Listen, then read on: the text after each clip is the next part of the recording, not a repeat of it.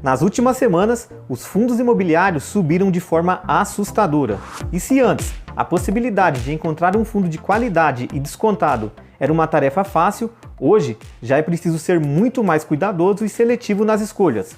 A boa notícia é que você não precisa parar de comprar fundos imobiliários por conta dessa alta, porque sim, a gente ainda consegue garimpar e encontrar bons ativos a preços atrativos. E pensando nisso, eu vou te mostrar nesse vídeo, através de alguns filtros, fundos imobiliários que são considerados excelentes e que por enquanto ainda são encontrados com muito desconto, pessoal. Mas quando eu digo descontado, não é pegar simplesmente qualquer fundo que esteja barato. Lembre-se que o momento exige uma seleção muito mais cuidadosa. Pior do que comprar um fundo caro é comprar um fundo barato, porém que não vai agregar em nada na sua carteira. Pelo contrário, vai te dar dor de cabeça lá na frente. Se eu te disser, por exemplo, que existe aí um fundo imobiliário com seu valor patrimonial por cota de R$ 52, porém que ele está sendo negociado pelo mercado por apenas 14, ou seja, um desconto de mais de 70%, e ainda de bônus, que o seu dividend yield está na casa de 13% ao ano, aparentemente parece ser uma excelente oportunidade. Mas e se eu te disser que esse mesmo fundo, mais conhecido como XPCM11, possui apenas um imóvel e que esse imóvel está desocupado, sem gerar renda nenhuma para o fundo? E agora, você vai continuar com a mesma percepção de quando tinha apenas a informação do desconto e rentabilidade? Eu creio que não. Eu tenho certeza que agora você vai pensar umas 10, 20 vezes antes de colocar o seu dinheiro nesse fundo. E que tal esse daqui? Um excelente dividend yield, extremamente descontado, um setor aí que eu mais gosto, de logística no caso, e olha que legal, esse aqui tem 6 ativos e todos estão 100% ocupados. E com isso, já eliminamos o risco, de ficar refém de apenas um imóvel. Esse aí dá para encarar, hein, pessoal? Tá tudo lindo e maravilhoso. Se não fosse por esses dois motivos. Primeiro, que 60% dos contratos vão vencer até o primeiro semestre de 2023, ou seja, existe um risco de bem próximo alguns inquilinos deixarem esses imóveis, e consequentemente diminuir a renda do fundo. E um outro risco que eu acho ainda mais grave, que é a liquidez que esse fundo possui. Um número extremamente baixo, que ao entrar nesse fundo corremos um sério risco de ficar preso nele, caso a gente queira sair futuramente. Para mim é um risco eminente, e não basta um fundo estar descontado, ter uma boa rentabilidade e gostar do setor. O fundo ele precisa passar por vários critérios e certamente o Euro 11 não entra aí na minha lista de fundo bom e barato. Ficou claro para vocês, pessoal, quanto é importante avaliar o contexto de cada fundo e que olhar apenas o desconto pode não ser uma boa ideia. Entendida essa parte, a partir de agora eu vou pegar os mais de 400 fundos imobiliários com alguns indicadores e colocar numa planilha. E com base em alguns critérios, a gente vai ficar com aqueles considerados bons e baratos. Vamos lá! O intuito aqui é pegar apenas os fundos descontados, pessoal. E por isso, a gente vai aplicar um filtro nessa coluna do indicador P sobre VP, que diz se o fundo está caro ou barato. E a ideia é pegar apenas aqueles que ainda estão com esse indicador abaixo de 1. Pronto! Ficamos apenas com os fundos descontados, pessoal. Mas como eu disse, investir cegamente em apenas um indicador é problema na certa. E por isso, dentre esses baratos, a gente vai eliminar os fundos que possuem menos de 6 ativos. E lembrando que o zero ele precisa permanecer, porque esses são os fundos de recebíveis imobiliários, pessoal, que não possuem imóveis físicos. Mas é importante também ter na carteira para melhor diversificação. Um outro ponto que eu levo em consideração é o tamanho do fundo. Diante de uma crise, qual fundo vai ter maior dificuldade para superar o momento? Um fundo de apenas 8 milhões de patrimônio ou esse aqui, avaliado em mais de 2 bilhões?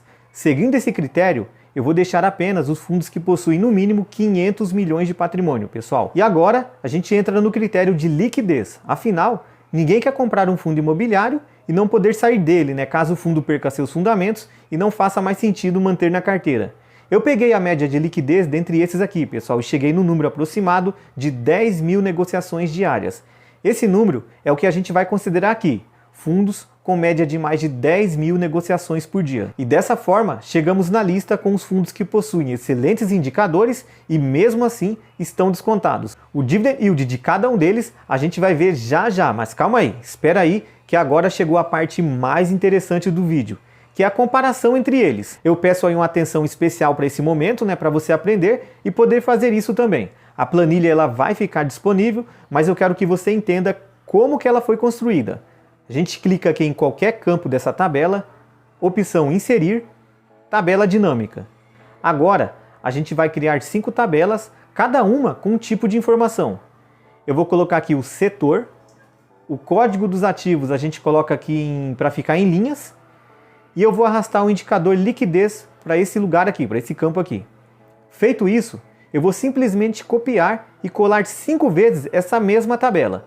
Calma aí que vocês já vão entender aonde que eu quero chegar. Agora, para cada uma dessas tabelas, eu vou deixar um indicador. Essa aqui é da liquidez, ok, beleza. Essa daqui é do Dividend Yield, e é só entrar na tabela dinâmica e alterar para o indicador que a gente deseja. Mesma coisa aqui para a tabela do patrimônio. E essa outra, do P sobre VP. E para finalizar, da quantidade de ativos. Agora, eu vou só formatar aqui esses números. Separação aqui de milhar. Aqui, porcentagem, já que estamos falando de Dividend Yield. Aqui, eu vou colocar o patrimônio de forma abreviada.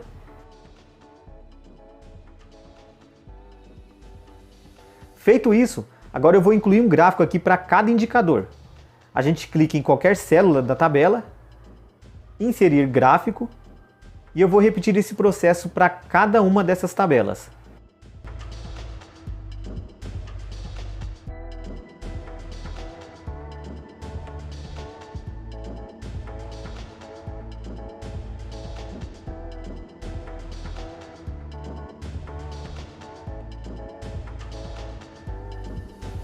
Gente, eu estou fazendo isso aqui passo a passo porque muita gente fica me pedindo essas planilhas que eu acabo desenvolvendo aqui.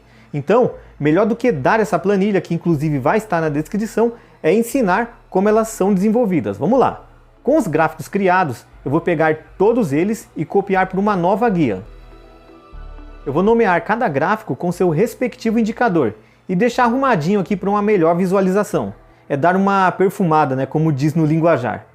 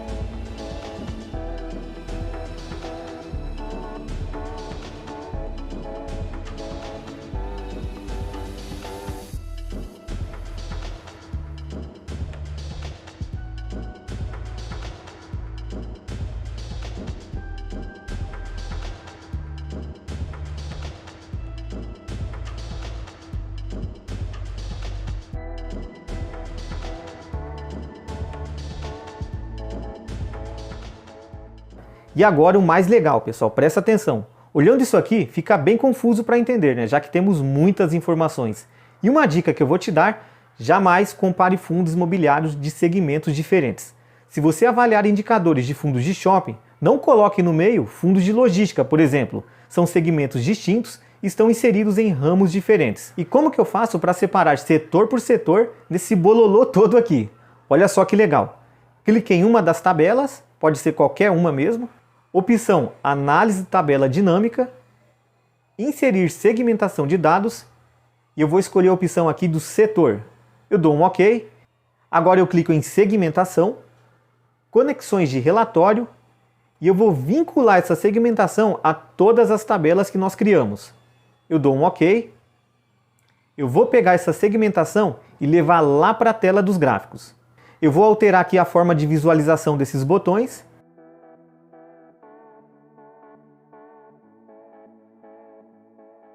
E a mágica está feita, pessoal. Se eu quiser olhar somente os fundos de logística, é só clicar e pronto. Olha só que legal. Tá aí os fundos de logística, que passaram aí por todo aquele filtro inicial. Aí você consegue avaliar o que cada um tem de melhor.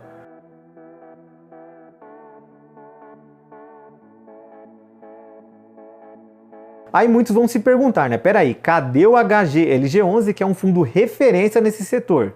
Lembre-se que a gente pegou apenas os fundos descontados e com bons indicadores. E no caso do HGLG11, a cotação está extremamente elevada, pessoal. Por isso, ele acabou ficando de fora. Aí, dentre os que ficaram, né, a gente consegue identificar, por exemplo, qual possui maior liquidez, o que tem menos liquidez, o que tem o maior patrimônio. Dá para avaliar também qual paga mais dividendo, qual está mais descontado, né, quem tem mais ativos. Enfim, é um filtro do filtro, né, para a gente começar nossos estudos naqueles que já estão na frente aí de muitos outros. Digamos que é começar com o pé direito, pessoal. Aí dá para ver os demais setores. Lajes corporativas, né? Aí traz todos os fundos aqui selecionados com seus números. Shopping, a mesma coisa. E o de recebíveis. Tá aí todos os indicadores de forma bem clara aí para a gente avaliar. E lembrando que os fundos de recebíveis, pessoal, não possuem imóveis físicos. Por isso, a quantidade de ativos fica zerada, é normal. E antes de finalizar, uma informação extremamente importante. Não é porque chegamos nesses fundos que eles são os melhores e que é só fechar o olho aí e sair investindo. Não faça isso, pelo amor de Deus, pessoal. Aqui foi o primeiro passo para a gente não perder tempo olhando os mais de 400 fundos imobiliários e dessa forma reduzindo aí a chance de errar. E claro, o propósito central do vídeo, que é pagar barato por um ativo de qualidade. Mas em hipótese alguma, isenta aí o seu trabalho de casa, né? O seu dever, que é ler os relatórios, entender o objetivo de cada fundo, enfim. E apesar de tudo que a gente falou aqui, cada um tem lá a sua estratégia e não existe o certo ou errado. Siga firme naquilo que você acredita e eu te espero para o próximo vídeo. Tchau!